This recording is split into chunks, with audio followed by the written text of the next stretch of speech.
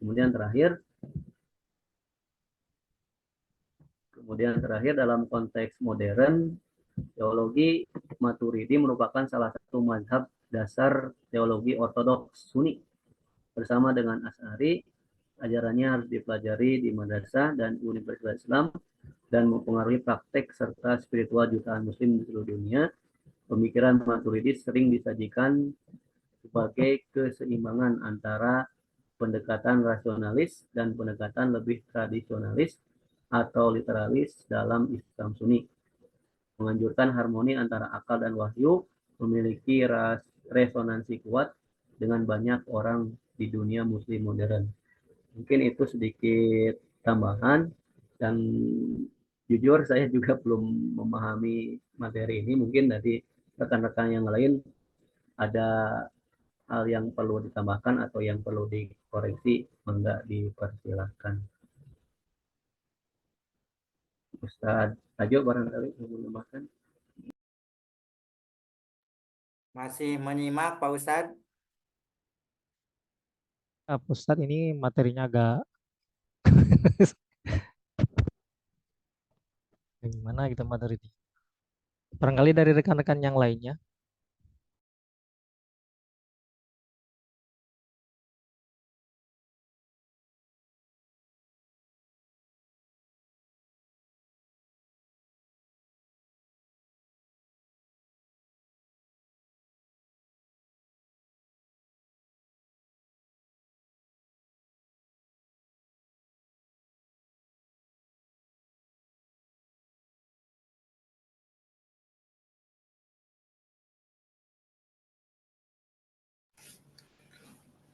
Oke, baik Pak Iman.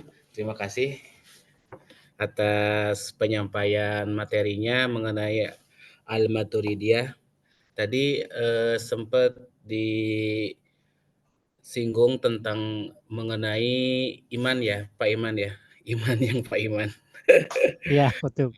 Alhamdulillah, mungkin juga kita berdiskusi di sini bahwa definisi iman itu yang tadi saya tangkap ya, itu ada kata tasdikun biqolbi, terus ada juga sama watakrirun bil lisan ya. Nah itu mungkin bisa lebih diperdalam lagi Pak Iman ya, mungkin bisa lebih dijelaskan lagi posisi tasdikunnya itu seperti apa Pak, dan juga apakah ada jadi di antara tiga posisi tasdikun biqolbi wa takrirun bil lisan, kalau itu kan ditambah lagi ya dengan wa af'alu bil arkan. Nah ini posisi iman itu di antara tiga poin itu mana yang penting untuk dibentuk dulu? Apakah tasdikun dulu membenarkan dengan hati, atau kita mengucapkan dulu watakrirun bilisan, atau mungkin puncak tertingginya itu wa'af'alul bil arkan, mengaplikasikan dengan perbuatan. Itu dari sudut pandang teologi Maturidi, di antara tiga poin tersebut mana yang mungkin untuk pertama kali dibentuk dalam pendidikan Islam? Apakah kita mentasdik dulu kolbi para peserta didik, atau mungkin kita langsung ke wa'amalul bil arkan sesuai dengan sudut pandang dari teologi Maturidiyah, baik itu Samarkan maupun Bukhara. Terima kasih Bapak Indra dan Iman, dan mungkin juga untuk teman-teman yang lain bisa untuk memberikan penguatan. Terima kasih.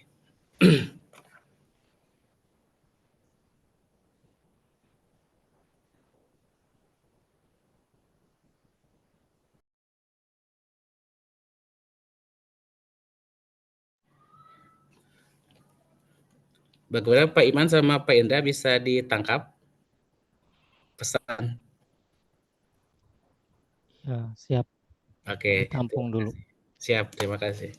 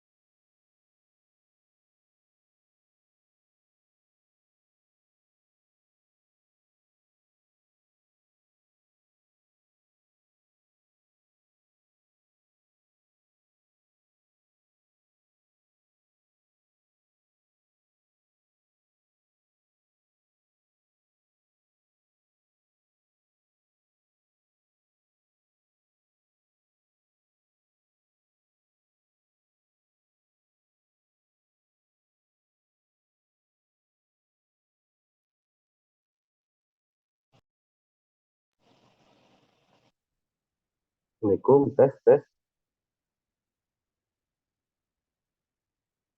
Saya salah ya. Mangga Pak Iman, sudah ada tanggapan?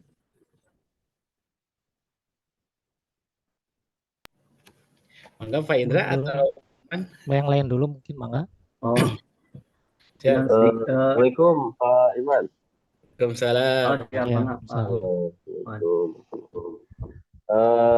Sedikit menambahkan pertanyaannya mungkin ya. Anton pilih lepat memahami. Justru tadi yang dipaparkan terkait teologi Maturidiyah dan Asy'ariyah ini, kalau Maturidiyah itu meyakini dengan hati ya,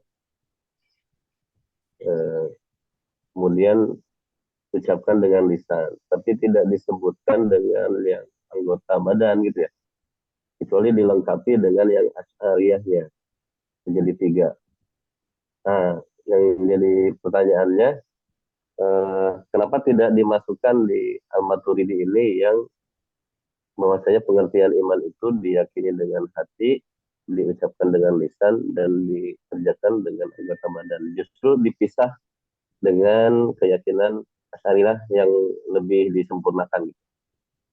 Ya, nuhun Pak. Assalamualaikum.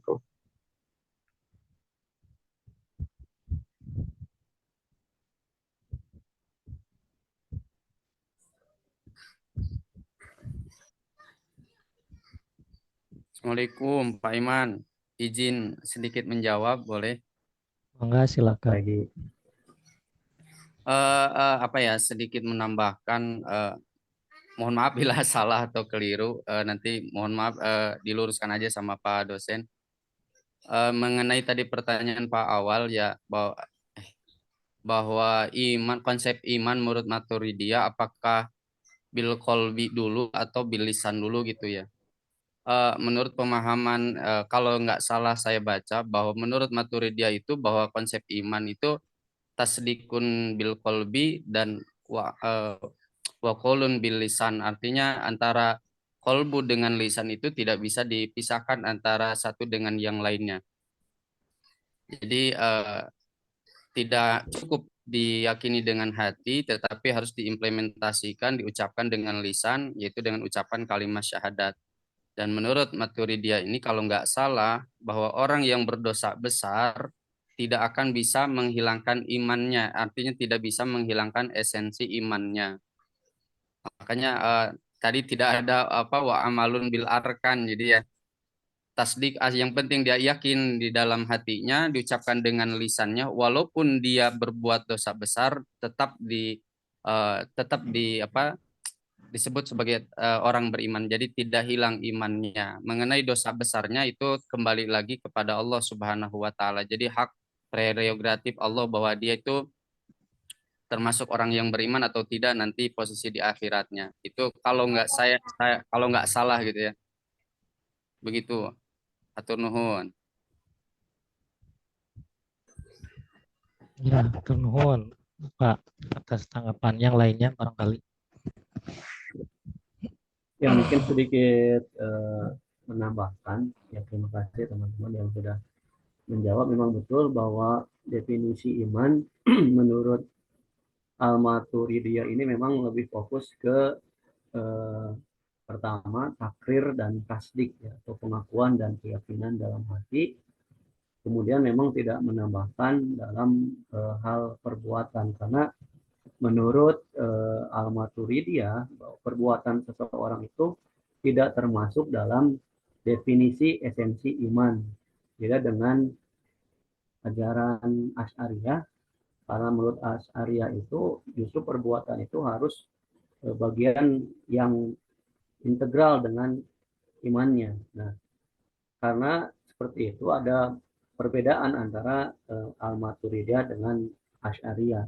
Makanya Al-Maturidi mengatakan bahwa perbuatan seorang itu tidak meningkatkan atau tidak mengurangi imannya. Itu alasan yang pertama. Jadi tidak memasukkan perbuatan dalam esensi iman, karena seperti itu.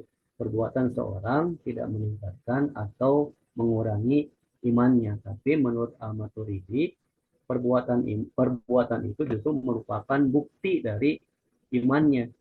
Nah, perbuatan baik adalah manifestasi dari iman sejati dan tidak dianggap sebagai komponen yang meningkatkan atau mengurangi substansi iman itu sendiri. Dan begitu pula dengan perbuatan yang tidak baik.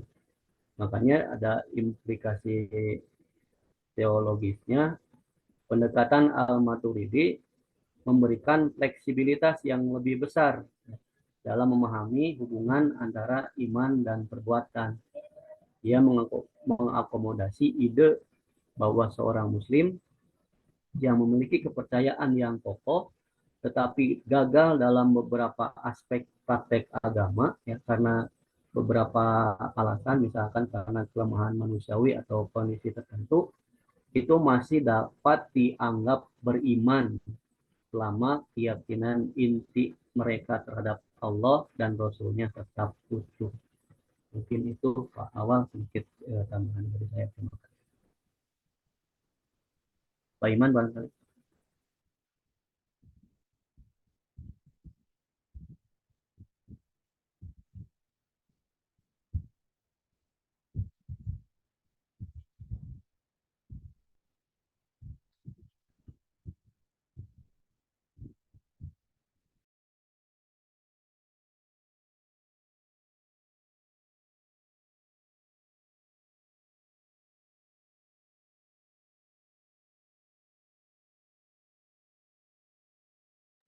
Atau barangkali ada tambahan dari yang lainnya. Ustadz aja sudah siap, Ustadz aja.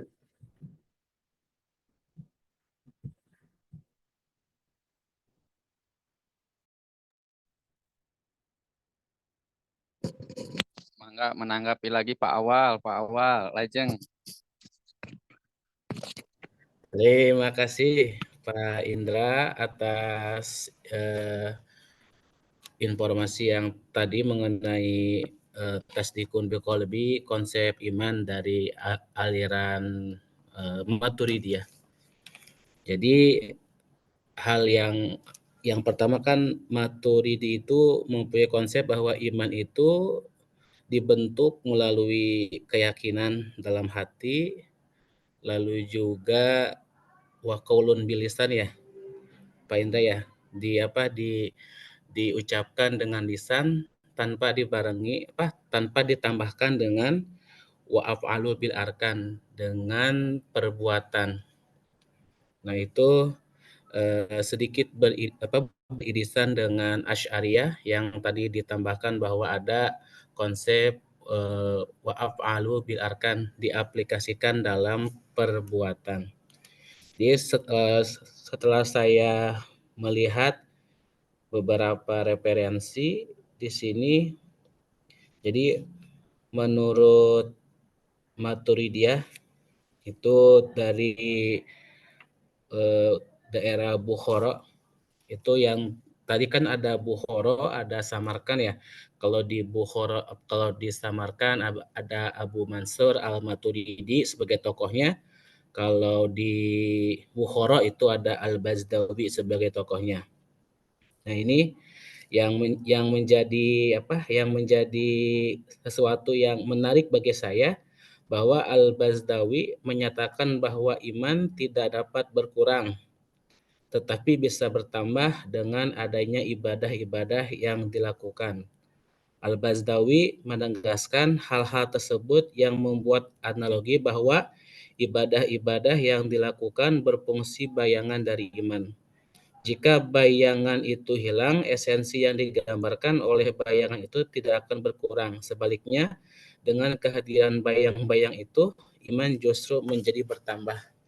Jadi sedikit tambahan dari yang tadi mengenai iman, penjelasan lebih lanjut bahwa menurut Al-Bazdawi dari Bukhara bahwa iman itu tidak dapat berkurang, tetapi bisa bertambah. Analoginya yaitu berupa bayang-bayang yang tadi. Jika bayangan itu hilang, esensi yang digambarkan oleh bayangan itu tidak akan berkurang. Jadi antara iman dengan bayang-bayang yang tadi, jika bayang-bayang berupa perbuatan ya. Jika bayang-bayang tersebut hilang, maka esensi iman tersebut tidak akan hilang. Sebaliknya, dengan kehadiran bayang-bayang itu justru iman tersebut bisa bertambah. Nah, ini mungkin bisa lebih bisa lebih nanti oleh Pak Dr. Hilman, mohon izin. Dengan kalau kita kan lebih sering mendengar bahwa al-imanu yajid wa yankus ya, bahwa iman itu bertambah dan berkurang. Nah, di sini di Al-Maturidi justru menyatakan bahwa iman tersebut tidak berkurang, justru bisa bertambah gitu. Itu sedikit tambahan mengenai pemikiran iman menurut Al-Bazdawi dari Maturidiyah wilayah Bukhara. Terima kasih.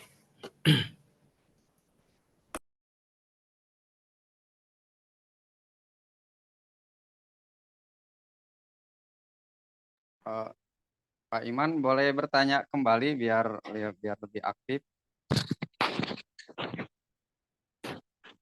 Mangga, boleh silakan. Mangga Pak Igi, mangga aja. Pak Awal seru. Siap. Ini mengenai tadi ada disinggung antara akal dan wahyu. Ini yang mau saya tanyakan, apakah akal yang memandu wahyu atau wahyu yang memandu akal? Menurut konsep Maturidiyah ini, apakah akal yang memandu wahyu atau justru wahyu dulu baru memandu akal? Yang kita tahu kan Nabi Shallallahu Alaihi Wasallam sebelum turunnya wahyu, Nabi itu kan tidak bisa membaca gitu ya.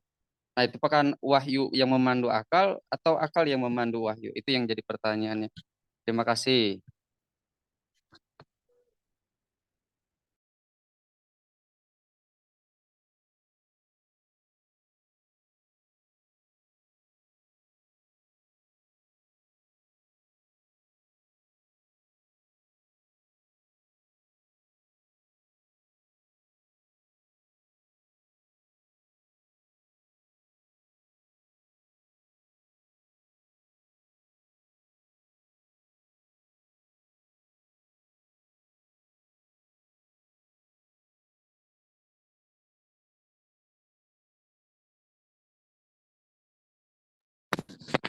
Pak Wawan, Pak Agus mana? Hadir. Abdi sakedik. Bismillahirrahmanirrahim. Bios Pak Iman. Mangga Pak Jo. Terkait pembahasan aliran Maturidiyah ya, ini tidak terlepas dari perguliran aliran-aliran sebelumnya. Makanya tadi pembahasannya juga memang sudah mendalam.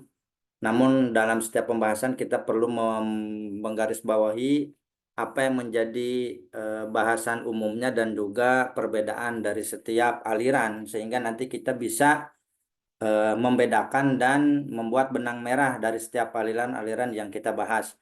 Nah, kebetulan hari ini terkait tentang Al-Maturidiyah.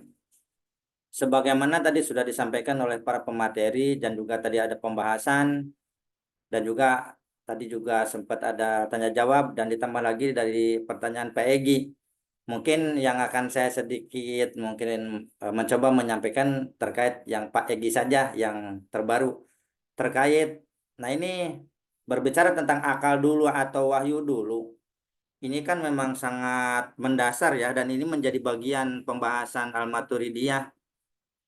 Ini bisa kita analisis dengan dasar pribadi atau memang merujuk langsung kepada aliran Al-Maturidiyah.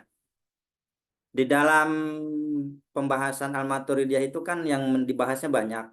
Ada terkait iman, kemudian tadi ada akal dan wahyu, kemudian ada perbuatan manusia, dan juga ada sejauh mana sifat-sifat Tuhan dan bagaimana keterbatasan peran manusia terhadap Tuhan, kan seperti itu. Nah, sebelum menjawab akal dulu atau wahyu dulu yang memang menjadi dasar itu kan sebetulnya makanya kenapa di pemikiran Maturidiyah Samarkand itu yang dikedepankan itu adalah mazhab Hanafi yang memang mengedepankan akal dan lebih cenderung kepada Mu'tazilah. ketika mengambil rujukan ini, berarti nanti yang akan dikedepankan adalah peran akal di situ untuk Al-Maturidiyah Samarkand. Karena memang ya tadi untuk mengetahui Tuhan itu akal, gitu ya. Makanya nanti di pembahasannya antara akal dan wahyu, akal itu bisa sampai kepada mengetahui Tuhan.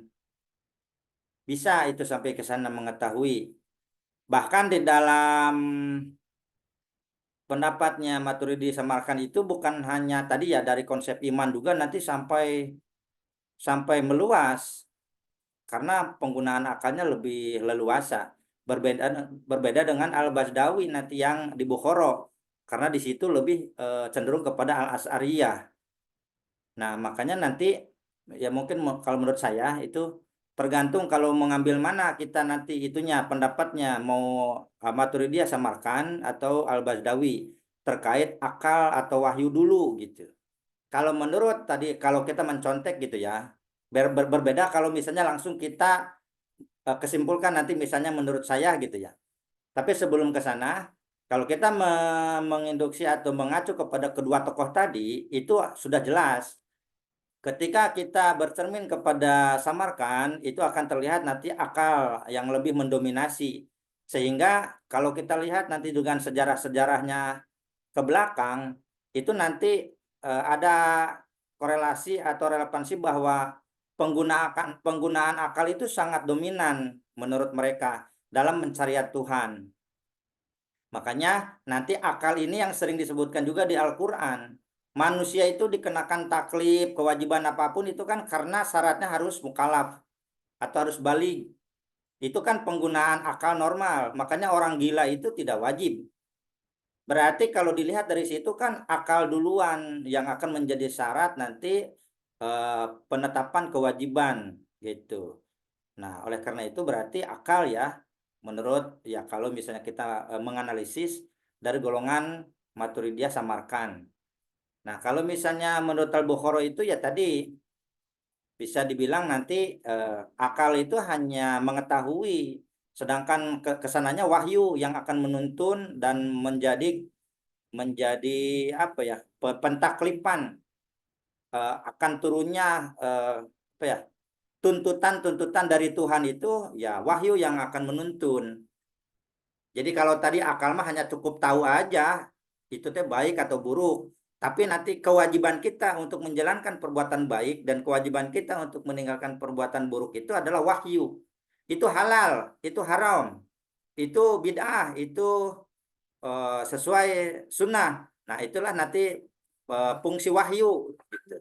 Nah makanya di dalam pembahasan aliran Maturidiyah ini memberikan gambaran kepada kita bahwa tadi di dalam konteks keagamaan atau misalnya beragama kita itu sebetulnya sebagai umat mutakhirin ya akhir zaman ini sebetulnya peninggalan warisan tokoh-tokoh dulu itu sangat luar biasa, kaya sekali akan keilmuan.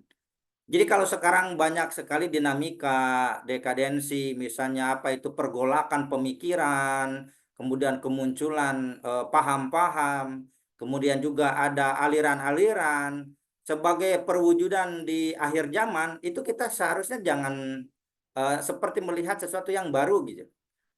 Jangan kaget. Kenapa? Karena dari zaman dulu itu kan kita dikenalkan ada aliran-aliran di kalangan fikih itu ada 4 mazhab. Itu nanti akan berpengaruh juga kepada aliran-aliran yang lain. Contohnya ada aliran-aliran tasawuf. Nanti di sana juga akan berdiri tokoh-tokoh orang-orang tasawuf. Kemudian juga berbicara dari kalamnya, aliran-aliran kalamnya. Disinilah kita yang sekarang kita bahas, yaitu tentang teologi kalam. Nah, itu semuanya kan tidak terlepas daripada berkembangnya Islam gitu ya. Dari awalnya hanya di Mekah sampai ke seluruh dunia. Nah, oleh karena itu mungkin kesimpulan yang saya ambil juga dari tadi misalnya tentang Maturidiyah ini adalah memang itu akan menjadi pembenaran kita tentang bagaimana orang-orang terdahulu memahami tentang eksistensi manusia yang menjadi hamba dan sejauh mana peran Tuhan di dalam mengatur manusia dalam menjalani hidupnya di alam dunia ini gitu. Sehingga orang-orang terdahulu mungkin memikirkan semua itu dan akhirnya terbentuklah aliran-aliran. Nah, menurut saya juga tadi akal dan wahyu ini ya sesuatu yang komprehensif, saling apa ya? Ya saling menyatu, tidak bisa salah satu. Kita sebagai manusia dikatakan manusia karena punya akal, karena orang gila itu mungkin disebutnya juga gelo, ya gila. Jadi bukan lagi sisi kemanusiaannya juga hampir tidak disebut manusia. Karena orang gila itu bahkan tidak bisa menggunakan pakaian, bahkan tidak bisa mengatur mana itu aurat atau mana itu misalnya disebut manusia itu kan karena bisa menutupin auratnya. Sedangkan binatang itu kenapa disebut binatang? Karena mereka tidak bisa menutupin auratnya. Nah, sedangkan wahyu itu sebagai eksistensi adanya wujud zat yang mengatur gitu, yang menciptakan itu. Jadi menurut saya mungkin antara akal dan wahyu ini ya tadi kalau kita sebagai manusia atau muslim mungkin harus bisa menyeimbangkan peran antara akal dan wahyu menurut saya gitu ya. Kita harus seimbang. Mungkin nanti juga ada yang bisa memporsikannya lebih besar wahyu, yaitu para tasawuf, pada juga yang memberikan porsi lebih besar akal, yaitu para pemikir, para filosof, dan sebagainya. Mungkin saya sebagai orang biasa sementara masih tadi harus bisa bagaimana menggunakan akal sesuai wahyu yang benar, dan juga wahyu harus bisa ditangkap oleh akal yang sehat.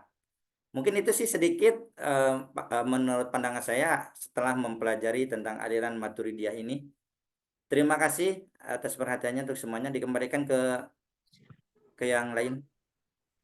Mantap, Pak Tarjo, hatur nuhun jawabannya luar biasa. Baik. Sutarjo kumaha dengan pertanyaan yang tadi tentang al-imanu yajid wa yanqus, bahwa iman tersebut bisa bertambah dan berkurang. Ya, bahwa Al-Bazdawi itu menganalogikan bahwa antara iman dan ibadah seperti benda dan bayang-bayang. Ketika bayang-bayang ibadah tersebut hilang, itu tidak bisa menghilangkan eksistensi dari benda tersebut. Tetapi ketika bayang-bayang tersebut lebih nyata, justru akan memperkuat eksistensi dari benda tersebut. Nah, ketika kita analogikan bahwa iman dan ibadah, ketika memang ibadah tersebut berkurang, justru tidak akan memperkurang iman. Tetapi ibadah tersebut bertambah, justru akan memperkuat iman. Nah, itu mungkin dari Pak Sutarjo ada pendapat. Terima kasih. Ya, jadi begini ya. Makanya perlu diketahui bahwa ada perbedaan antara Maturidiyah Samarkand sama Bukhara mengenai batasan iman. Kita harus paham dulu dasarnya. Pertama, Samarkand itu lebih luas cakupan iman itu. Kenapa? Karena dia lebih ke Mu'tazilah dan Hanafi. Jadi yang digunakannya itu adalah berpikir komprehensif. Jadi menurut beliau nanti akan kelihatan dengan Bazdawi bedanya. Menurut Samarkand, iman itu bukan hanya tasdik, jadi bukan hanya ada di ranah batin hati, tapi nanti lebih luas itunya apa disebutnya radiusnya itu bukan hanya tasdik tapi naik ke ma'rifat. Kalau tasdik itu hanya tahu Tuhan, Tuhan tuh ada karena yang menciptakan. Nah, naik gitu, ada ma'rifat. Menurut Samarkand itu naik ke ma'rifat. Bukan hanya tahu Tuhan, tapi harus tahu sifatnya. Sifat Tuhan tuh bagaimana? Masa Tuhan itu makan? Masa Tuhan itu perlu buang air kan gitu. Nah, kemudian naik lagi menurut Samarkand itu iman itu harus ke tauhid. Jadi mengenal Tuhan itu bukan hanya mengenal Tuhannya, tapi harus bisa mengesakannya. Nah, ini pola pemahaman Maturidiyah Samarkand. Jadi nanti konsep iman itu bisa naik, bisa turun, atau bisa ya tadilah bisa bertambah atau hilang atau tidak. Makanya nanti akan mengimbas orang berdosa itu dikatakan kafir atau tetap beriman. Nah itu nanti kembali ke situ dasarnya. Menurut Maturidiyah Samarkand. Sedangkan menurut Bazdawi, Bukhara, iman itu hanya tasdik. Iman itu cukup hanya mempercayai atau menerima. Jadi ketika dulu Tuhan mengenalkan kepada Nabi Ibrahim atau misalnya mengenalkan kepada para nabi, ya cukup hanya iman, percaya, mengakui bahwa Allah itu qalu bala syahidna. Kalau kita dulu ditanya mungkin di alam ruh itu Ini adalah Tuhanku, qalu, ya kita menjawab bala syahidna, ya kita menyaksikan Allah, engkau adalah Tuhan kami. Nah, gitu misalnya. Nah, menurut Al-Bazdawi itu, jadi konsep iman itu hanya tasdik saja. Berbeda dengan yang tadi. Tadi kalau samarkan itu naik, ada ma'rifat, ada tauhid. Nah, kalau Basdawi, Bukhara itu hanya tasdik, cukup tasdik. Kalau berbicara hanya ruang lingkup tasdik, berarti tidak akan berpengaruh itu amalun bil arkan. Yang dilihatnya itu hanya dasarnya gitu, yaitu tasdiknya. Ketika seseorang syahadat kepada Islam, mengakui dia beriman kepada Islam, pada Allah dan kepada Rasulnya, itu diukur sebagai iman. Dia punya iman. Lantas ketika nanti dia amalnya itu adalah sudah menjalankan syariat Islam atau rukun iman atau belum, itu bahan dasar imannya tetap dia dikatakan masih punya iman. Jadi nanti ya, jadi tidak hilang. Jadi kalau bahasa tadi pakai bayang-bayang gitu, itu mungkin kata-kata gitunya yang lebih paham ya para tokohnya lah. Saya kalau menurut kiasan-kiasan penjelasan majas-majas atau perumpamaannya gitu ya, mungkin kita harus lebih mendalamnya lagi gitu. Bagaimana itu arahnya kemana? Mungkin, tapi tadi menurut saya bahwa masalah naik atau tidaknya menurut Al-Bazdawi ya itu saya setuju karena tadi ketika memang Al-Bazdawi mengatakan iman hanya tasdik, berarti kan hanya komponen modal dasarnya iman gitu. Jadi tidak dilihat nanti komponen-komponen pendukung, apakah itu menjadi amalun bil arkan, atau misalnya nanti pengamalannya hanya Islamnya KTP, atau misalnya nanti ada apalah yang lain-lainnya, itu akan berpengaruh atau tidak. Ya, kalau konsepnya hanya tasdik saja, ya berarti tidak akan dianggap yang lain itu gitu. Itu karena hanya bayang-bayang. Itu hanya bayang-bayang dari iman yang ada di hati gitu. Gitu. Jadi ya tidak akan disebutnya akan mempengaruhi. Jadi nanti akan dianggap hanya naik aja, iman itu naik, naik, naik. Jadi ketika keimanan orang berumur 10 tahun akan berbeda, orang yang kualitas keimanannya umur 20 tahun akan berbeda dengan orang yang memiliki keimanan di usia umur 40 tahun, bahkan akan berbeda dengan orang yang punya keimanan di usia umur 79 tahun yang mau meninggal. Jadi nanti diukurnya hanya terus kenaikan gitu. Jadi semua komponen di luarnya hanya bayang-bayang mencerminkan yang utama tadi. Yaitu mungkin agak realistis menurut saya, ya bisa setujulah ke sana gitu. Kalau Al-Bazdawi mengatakan seperti itu. Ya itu sih sedikit Baik, analisis. terima kasih Pak Sutarjo. Ini kayak kita pakai batik warna yang sama kayak ini. Siap, siap. Ya, warna abu-abu. Luar biasa. Terima kasih. Mangga dikembalikan kepada pemateri. Terima kasih Pak Indra, Pak Iman yang telah memberikan ruang untuk berdiskusi. Ya, terima kasih kepada rekan-rekan. Karena keterbatasan waktu, ya, mungkin tinggal 25 menit lagi. Mungkin saat ini mari kita simak bersama-sama pembahasan penguatan dari Pak Dr. Hilman Nurudin.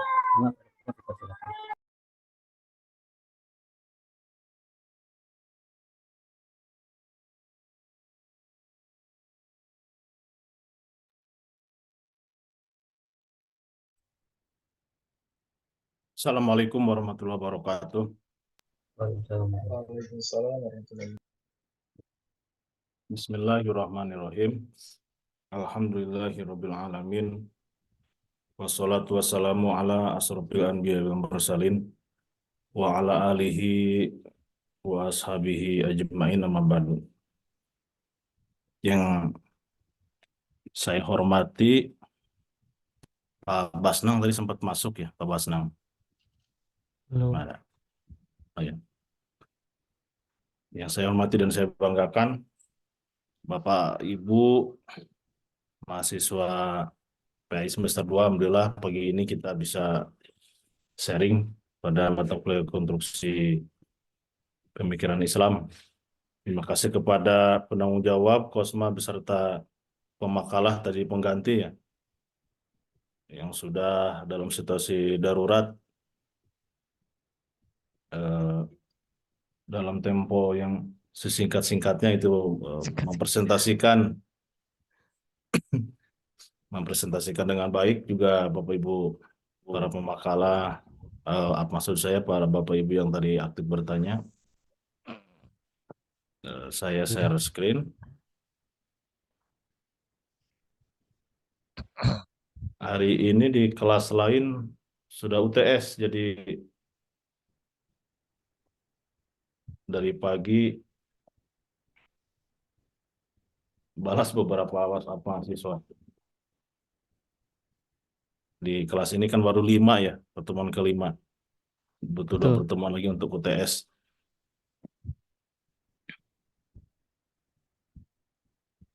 Ya. Mengenai tentang sejarah pemikiran tadi sudah disinggung cukup jauh. Saya mungkin hanya sedikit saja mengulas karena saya selalu ingin melihat dari sisi yang lain begitu. Melihat dari angle yang lain karena kita sudah belajar berkali-kali tentang ilmu kalam dari mulai mata kuliah ilmu kalam di semester 2 kalau nggak salah pas 1 waktu S1. Juga ada kita ketemu Kalah.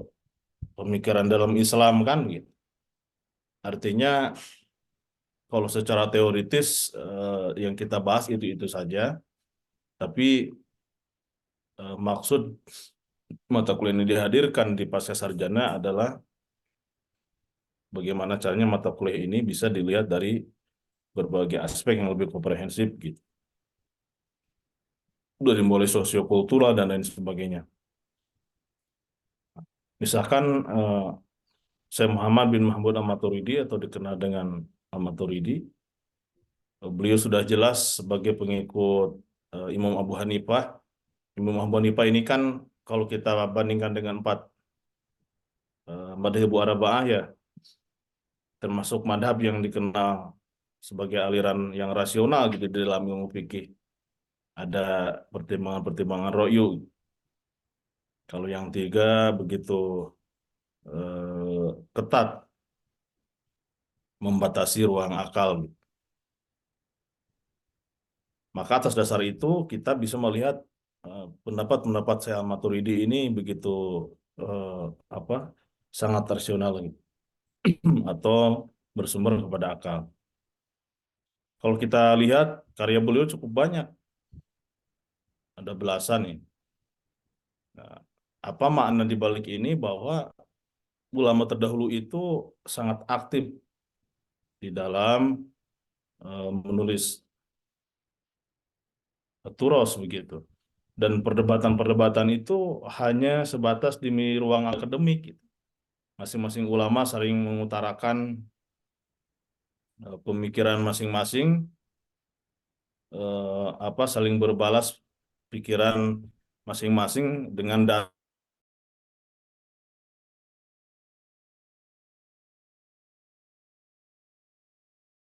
zaman sekarang kan literasi ini mulai melemah gitu. Apalagi dengan adanya media sosial, anak-anak zaman sekarang mungkin generasi Z sudah, saya nggak yakin bisa nggak nulis misalkan kayak zaman kita waktu SD waktu SMP ngarang itu 4 lembar gitu. Mungkin anak zaman sekarang kalau disuruh nulis belum tentu gitu. Anak-anak SMA ke bawah yang S1 saja saya cukup merasakan adanya kemunduran gitu. Ketahuannya pas nulis skripsi sampai belepotan memilih kata, memilih kalimat gitu. Karena sekarang kan begitu mudah pakai gadget, begitu mudah Pak. Sebetulnya apapun kan tergantung kita. Gadget ini akan bisa mensupport kegiatan keagamaan kita ya kalau kita menggunakannya dengan baik begitu. Dengan handphone ini kan kita misalkan bisa install aplikasi-aplikasi Islami, ada Quran, ada kitab, ada jurnal gitu. 1 hari 1 jurnal, 1 hari 1 juz, 1 hari 1 hadis, 1 hari 1 jurnal, sehingga kita bisa baca di mobil, di kereta, di angkutan umum gitu. Ulama terdahulu begitu hebatnya. Masing-masing mengutarakan pemikiran itu di dalam karya ilmiah dalam Toros. Nah, latar belakang beliau ini yang pertama karena adanya rasa tidak puas terhadap apa kaum rasionalis atau Mu'tazilah ataupun terhadap kaum tradisionalis. Jadi ini sebagai antitesa, beliau mengkritisi kedua-duanya sebetulnya. Mengkritisi antara Mu'tazilah yang dikenal terlalu rasional juga kelompok yang beliau pandang terlalu tradisionalis. Yang kedua, beliau merasa khawatir di masa itu atas meluasnya paham Syiah gitu, yang terus berkembang dari berbagai kota, berbagai daerah, berbagai negara. Dan kalau kita lihat ya, apa semangat di dalam tolabul ilmi generasi terdahulu itu luar biasa. Jalan kaki atau mungkin naik kendaraan seadanya, antar wilayah, antar provinsi, antar negara gitu. Dan itu dilakukan biasa. Seperti guru saya jalan kaki ke Tebu Ireng untuk mondok di Mbah Hasim Mas'ari dengan apa bekal seadanya. Kalau lewat ke suatu kampung lagi panen, beliau ikut bekerja dulu panen seharian. Nah, upah dari panen itu sebagian dipakai perbekalan, sebagian dibawa untuk di pesantren.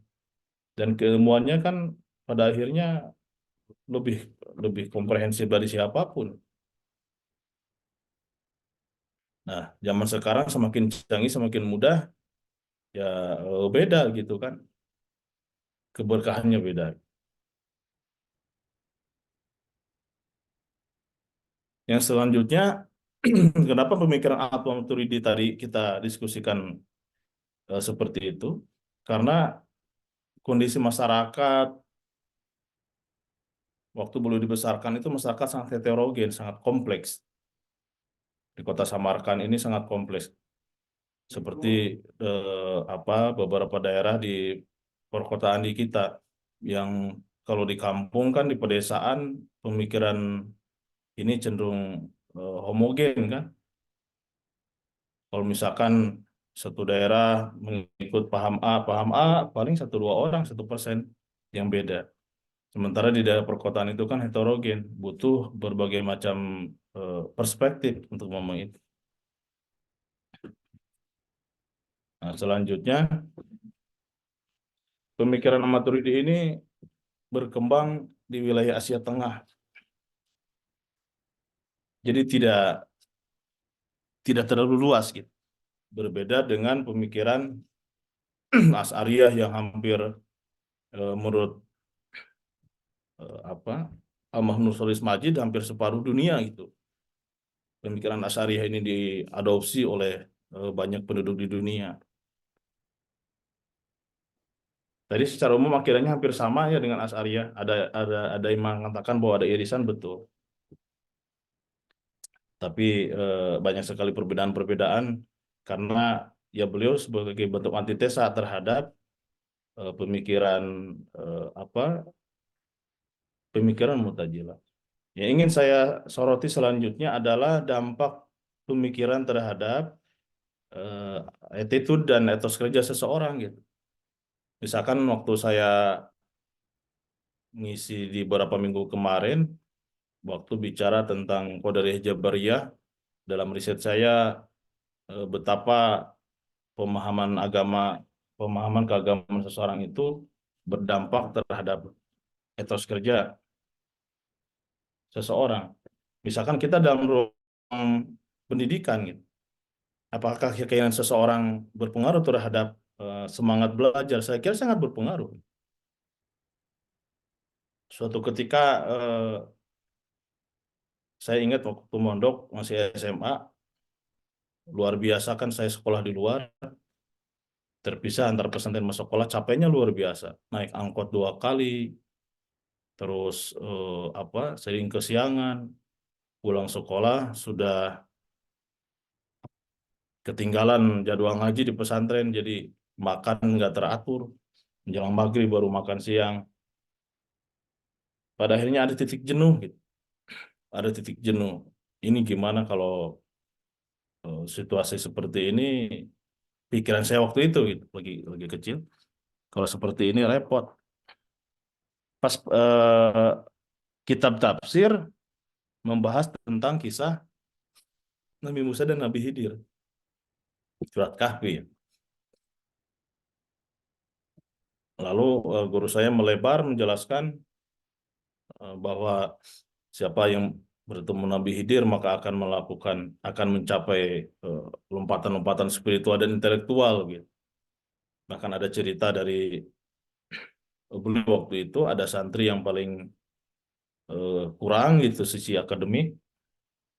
Lantas santri ini hanya bisa taat, mengabdi kepada kiai, disuruh jalan kira-kira ke suatu daerah, ketemu sebuah sungai, ini hikayat waktu itu.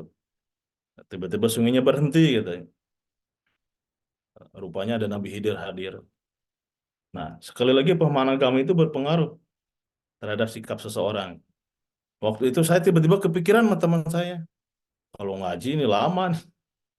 Kalau normatif kita hafalan kitab Jurumiyah, Imriti, Alfiyah dan lain sebagainya mesti banyak harus kita hafal. Nah, akhirnya saya berdua sama teman saya itu janjian seminggu nggak tidur gantian per 2 jam kalau malam itu. Nunggu air berhenti di belakang pesantren dengan tujuan ingin ketemu Nabi Khidir dan minta doa supaya hafal itu turos, supaya turos, supaya cepat pintar kira-kira. Seminggu terdatang-datang, udah seminggu lebih nggak datang-datang. Rupanya perbuatan saya tercium oleh guru saya. Nah, beliau negor, jangan lakukan lagi perbuatan itu, karena laduni ini nggak bisa dikejar. Beliau mengutip salah satu bait dalam Alfiyah, wafi laduni pola wafi. Yang bisa hanya minoritas, dan itu hanya yang Allah pilih. Kembali ke jalan yang benar, doa dan ikhtiar. Sering berdoa, berbezi iman, ya belajar dengan baik atau waktu dan sebagainya. Jadi kalau ada anak, siswa, mahasiswa, jamaah yang kira-kira tingkat motivasi belajarnya rendah, nah harus didiagnosa itu. Jangan-jangan ada pengaruh paham keagamaan yang dia yakini begitu. Kalau dia Jabariyah, untuk apa Pak? Belajar dari kecil sampai tua, kalau ditakdirkan bodoh juga akan bodoh. Ah, itu yang bahaya kan? Ini bahaya. Seperti kisah si Ibnu Hajar Al-Asqalani yang sempat putus asa lagi di pesantren, lalu beliau memutuskan pulang, tiba-tiba hujan lebat, beliau berteduh di sebuah gubuk, air netes ke atas batu, batunya sampai berlubang, lalu itu jadi inspirasi, kata beliau, batu saja bisa berlubang, kalau continue air netes meskipun kecil. Nah, gimana dengan otak kita yang bukan dari batu? Kalau tidak semangat, tidak continue, tidak istiqomah, nah, yang nggak bisa begitu. Jadi pemahaman keagamaan itu berpengaruh kepada banyak aspek. Dari mulai semangat belajar, dari mulai berinteraksi dengan sesama manusia itu, secara sosial, dengan tetangga, dengan rekan kerja, nah, termasuk di dalam ekonomi. Kalau seseorang memahami seperti misalkan doktrin Jabariyah, yang dalam riset saya sampai ada transmigran yang berangkat dari Jawa Barat, datang ke sana kerjanya cuma mancing dari pagi sampai sore, kebun sawit 2 hektar cuma dia tatap, aduh sengah lega kieu. Terusnya tiap hari eta teh 1 tahun, sengah cenah. Apa mau nyangkul, mau bersihin pekarangan tuh, ya lihat luas gitu kan, kalau di Jawa Barat mungkin terbatas. Di sana 1 orang dikasih 2 hektar, dikerjain enggak, akhirnya pemalasan, mancing, udah habis waktu, putus asa pulang ke daerah dan kembali kepada profesi semula gitu. Maka kita harus bisa menempatkan dengan baik, mengkaji berbagai macam pemikiran, misalkan dalam konteks perkuliahan kita kita belajar tentang pemikiran berbagai tokoh, berbagai madhab, maka kita harus bisa memilah dan memilih gitu, mana yang bisa kita adopsi, mana yang sekedar jadi referensi gitu. Karena tadi gitu, jangankan di agama kita, di agama Kristen saja, Weber meyakini bahwa kenapa masyarakat sekte Calvinis di Jerman ekonominya sangat 100% masyarakatnya kenapa kaya raya, sangat sejahtera, karena ada doktrin dari gereja bahwa barang siapa yang ingin masuk surga harus kaya. Karena orang takut neraka, jadi dia nggak mau miskin, akhirnya banting tulang gitu. Ya manjada wajada kan begitu. Apalagi di dalam agama kita bahwa Allah tidak pernah mendolimi hambanya gitu. Mungkin itu pandangan dari saya. Silakan, ada sedikit waktu, barangkali ada pertanyaan atau tambahan.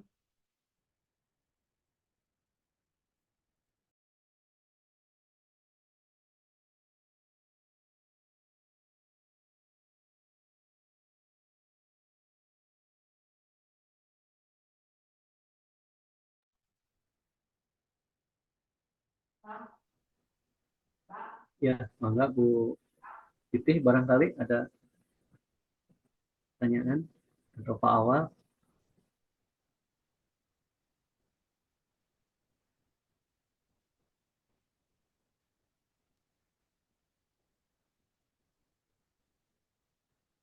Ya, Bu Titih, mangga ulun. Assalamualaikum warahmatullahi wabarakatuh. Salam Bu Mangga. Terima kasih atas waktunya. Sudah sangat jelas sekali tadi apa yang disampaikan oleh rekan-rekan. Ada Pak Awa, Pak Ustadz Ajo, Pak Iman, Pak Indra, dan terakhir ditutup oleh Pak Hilman. Dari Pak Egi juga tadi ya. Saya sedikit ini aja pertanyaan atau pernyataan ya. Jadi kalau untuk Islam itu kan sangat memuliakan akal ya. Nah, tetapi dari semua yang tadi disampaikan terkait dengan aliran Maturidiyah itu memang aliran, tetapi ketika dari hasil pencapaian pemikirannya itu ada yang bertentangan dengan syara, nah maka tidak dikedepankan akal itu. Jadi tetap yang didahulukannya adalah wahyu. Itu saja mungkin. Terima kasih. Wassalamualaikum warahmatullahi wabarakatuh. Assalam. Assalam Bu. Terima kasih, menarik sekali. Memang betul bahwa ialah dina liman la akalalahu. Agama ini seketika tidak berfungsi kepada orang yang akal sehatnya hilang. Jadi kalau ada pertanyaan apakah kita bisa terbebas dari kewajiban sholat, puasa, dan sebagainya, bisa. Syaratnya satu, kita harus jadi ODGJ gitu kan. Naudzubillah. Jadi betapa Islam menempatkan akal ini menjadi sesuatu yang berharga. Tapi yang jadi permasalahan, akal ini tidak boleh mendominasi wahyu. Tadi kan ada pertanyaan menarik waktu diskusi, wahyu jawabannya adalah memandu akal. Jadi kita menggunakan akal kita untuk menerjemahkan, menafsirkan, menginterpretasikan, yang punya makom termasuk mungkin mentakwil dan menafsirkan ayat-ayat yang Allah turunkan gitu. Firman Allah yang Allah telah turunkan yang sudah sempurna. Jadi akal kita digunakan untuk melaksanakan, menerjemahkan, mentakwil, menafsirkan atau menginterpretasikan kalamullah gitu. Yang jadi persoalan itu tidak boleh akal mendominasi, akal tidak boleh kedudukannya lebih tinggi daripada wahyu gitu. Jangan sampai wahyunya yang jadi tersingkirkan begitu. Maka misalkan yang garis yang di jalan tengah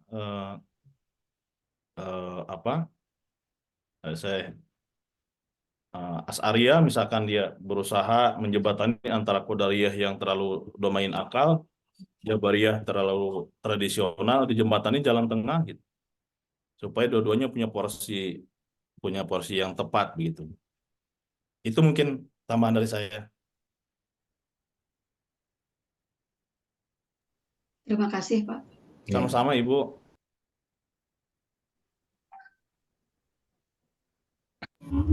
Awal maaf. Siap. Untuk Pak Dr. Hilman ya, ini Pak, menyambung tadi yang Al-Bazdawi tadi yang tentang iman tidak akan pernah hilang. Nah ini walaupun kita tidak beribadah, nah ini apakah nanti ada dampak kepada giroh kita untuk ibadah? Yang penting mah iman we da, untuk sholat, untuk norma da melengit iman. Itu Ya. kumaha Pak Dokter. Siap. Ya, terima kasih Pak. Menarik sekali. Kalau dengan itu saya mungkin kurang sepakat dengan pemikiran Syekh Al-Bazdawi karena dampaknya menurut saya bahaya, Pak. Kita kan tidak boleh menyepelekan dosa itu meskipun sebesar zarroh ya, besar atom. Atom ini molekul terkecil kan. Tidak boleh menyepelekan dosa karena kita harus meyakini semua hal itu dosa jangan dipilah-pilah, dosa besar, dosa kecil. Karena bisa jadi dosa kecil kita terlalu menganggap remeh di mata Allah jadi dosa besar gitu, karena kesombongan kita. Jadi misalkan iman ini yajidu wa yankusu, iman ini naik turun. Tapi dengan kelalaian dan kemaksiatan kan semakin turun gitu. Kalau baterai handphone itu dari awalnya 100%, turun 90, 80, 70, 60, 10 lama-lama jadi hilang gitu. Justru celahnya dari situ. Celahnya dari situ. Kalau saya mungkin dengan beliau tidak sependapat. Nggak jadi masalah kan gitu. Itu pilihan kita. Karena itu bisa berbahaya. Tidak boleh menyepelekan dosa sekecil apapun gitu. Maka untuk menghindari itu saya dari kecil senang ilmu tasawuf gitu. Dari sekian ilmu-ilmu yang saya pelajari termasuk yang sampai sekarang saya baca ini ilmu tasawuf. Karena kan ilmu tasawuf merawat hati kita, kan kejernihan pikiran, kejernihan hati, supaya jangan sampai ada kesombongan meskipun 1% di hati kita, karena kesombongan itu yang akan menghancurkan. Jadi saya pribadi tidak sepakat dengan pemikiran Syekh Al-Bazdawi di dalam poin tadi gitu. Yang penting iman udah mau coplok. Iya, kalau misalkan dosanya kecil, dosanya besar, ya bagaikan baterai HP 90%, pakai nonton video kan 15 menit habis begitu. Kalau saya begitu Pak Awal mungkin. Terima kasih. Iya, sama-sama. Masih ada kesempatan Pak untuk bertanya? Mangga Pak Peri masih ada. Begini Pak ya, mohon maaf kalau agak berisik Pak, lagi ada acara sekolah. Oh iya, ya nggak apa-apa. Pak Dokter begini, Bismillahirrahmanirrahim, terima kasih atas waktunya. Ini saya penasaran nih Pak Dokter, berkenaan dengan kan di aliran Maturidiyah ini ada dua kelompok ya, walaupun misalkan aliran Maturidiyah, tapi ada aliran Samarkand yang mengikuti tokoh ulama itu sendiri yang Abu Mansur Al-Maturidi dan juga Bukhara gitu ya, oleh Al-Bazdawi. Nah ini sebab utamanya apa sih Pak Dokter gitu ya? Kok bisa ada perbedaan? Tentunya bukan hanya perbedaan ini bukan hanya antar wilayah saja, akan tetapi ada sedikit perbedaan berkenaan dengan misalkan dengan Samarkand itu seperti apa dan Bukhara itu seperti apa. Yang saya tanyakan itu kenapa kok bisa ada dua gitu ya antara Samarkand dan Bukhara. Itu saja sih Pak Dokter. Iya, terima kasih. Itu karena dua orang itu kan santri dari Syekh Al-Maturidi. Jadi setelah Syekh Al-Maturidi wafat, belum meninggalkan dua murid gitu. Yang satu di Samarkand, yang satu di Bukhara. Dua murid ini pemikirannya tidak sama begitu. Dan itu hal biasa kan? Hal biasa. Yang satu pikirannya A, yang satu B. Jadi kenapa bisa beda? Karena beda orang begitu, beda orang. Banyak kan yang termasuk jangankan yang corak Maturidiyah, corak sapinya juga sama. Kalau muridnya kadang-kadang misalkan sama dalam satu hal, kadang-kadang beda dalam hal lain. Yang Madhab Maliki juga sama. Kenapa beda? Karena sudah generasi kedua gitu. Sudah generasi kedua. Kayak kita misalkan sama-sama nyantri misalkan di Uninus nih. Uninus ini kan ketua yayasannya Gus Hasan nih. Kita satu generasi nih. Kan bisa jadi kita selaku mahasiswa ini beda pikiran. Dari Gus Hasan misalkan menyampaikan tentang tafsir ayat sekian, misalkan penafsirannya ini bisa jadi di antara kita ada tambahan, ada pengurangan. Jadi itu saja karena beda orang. Tapi bersumber dari satu guru yang sama dari Syekh Ahmad Tuduti ya. Yang sudah ke sini sahabat Sidawi itu sudah generasi kedua.